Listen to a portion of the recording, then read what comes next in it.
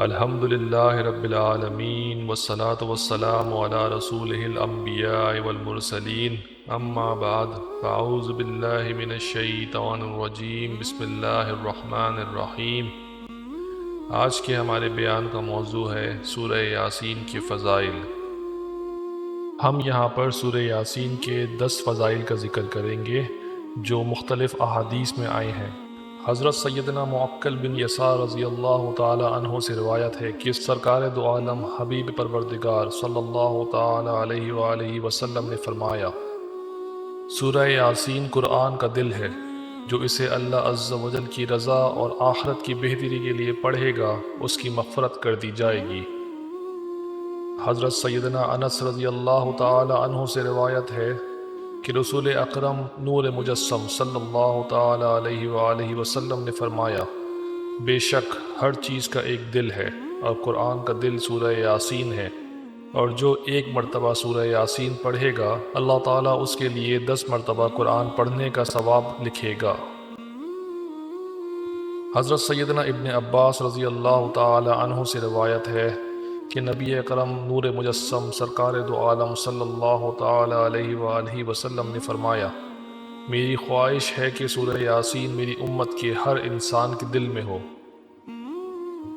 حضرت سیدنا انس رضی اللہ تعالی عنہ سے روایت ہے کہ حضور اکرم صلی اللہ تعالی علیہ وآلہ وسلم نے فرمایا، جو شخص ہمیشہ ہر رات سورہ یاسین کی تلاوت کرتا رہا پھر مر گیا تو وہ شہید مرے گا۔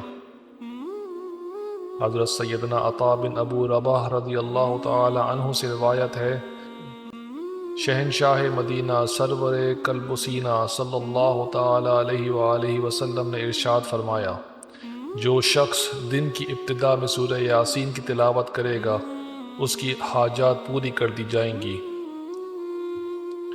حضرت سیدنا ابن عباس رضی اللہ تعالی عنہما فرماتے ہیں، جو شخص بوقت صبح سورہ یاسین کی تلاوت کرے اسے شام تک اس کی آسانی عطا کر دی گئی، اور جس شخص نے رات کی ابتدا میں اس کی تلاوت کی اسے صبح تک اس کی آسانی دی گئی۔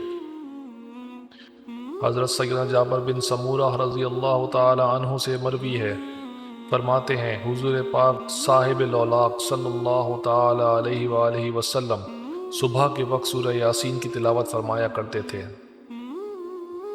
حضرت سیدنا ابو قلابہ رضی اللہ تعالی عنہ سے روایت ہے، وہ فرماتے ہیں، جس نے سورہ یاسین کی تلاوت کی اس کی مغفرت ہو جائے گی، جس نے بھوک کے وقت پڑھی وہ سیر ہو جائے گا، جو راستہ بھول جانے کے وقت پڑھے اسے راستہ مل جائے گا، جو گمشدہ چیز کے لیے پڑھے اسے پا لے گا، اور جس نے کھانے کے وقت اس کے کم ہونے کی حالت میں تلاوت کی تو وہ اسے کفایت کرے گا، جس نے کسی مرنے والے کے پاس اس کی تلاوت کی اس پر نرمی کر دی جائے گی، جس نے کسی ایسی عورت کے پاس اس کی تلاوت کی جس پر بچے کی ولادت تنگ ہو اس پر آسانی ہوگی، اور جس نے اس کی تلاوت کی گویا کہ اس نے 11 مرتبہ قرآن پاک کی تلاوت کی، اور ہر چیز کے لیے دل ہے اور قرآن کا دل سورہ یاسین ہے۔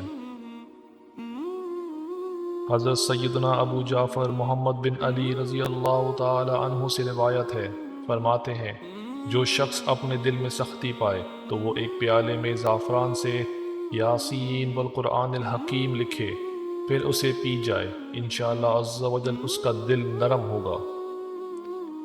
حضرت سیدنا ابو ہریرہ رضی اللہ تعالی عنہ سے مروی ہے کہ اللہ عز و جل کے محبوب دانۂ غیوب صلی اللہ علیہ وآلہ وسلم نے فرمایا، جس نے اللہ تعالیٰ کی رضا پانے کے لیے کسی بھی شب میں سورہ یاسین کی تلاوت کی تو اس کی مغفرت کر دی جائے گی۔ 15 شعبان کو مغرب کے بعد 6 نوافل اور سورہ یاسین۔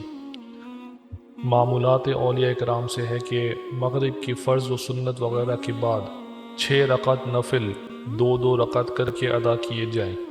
پہلی 2 رکعت سے پہلے یہ نیت کیجیے، یا اللہ عز و جل ان 2 رکعتوں کی برکت سے مجھے درازی عمر بالخیر عطا فرما۔ دوسری 2 رکعتوں میں یہ نیت فرمائیے، یا اللہ عز و جل ان 2 رکعتوں کی برکت سے بلاؤں سے میری حفاظت فرما۔ تیسری 2 رکعتوں کے لیے یہ نیت کیجیے، یا اللہ عز و جل ان 2 رکعتوں کی برکت سے مجھے اپنے سوا کسی کا محتاج نہ بنا۔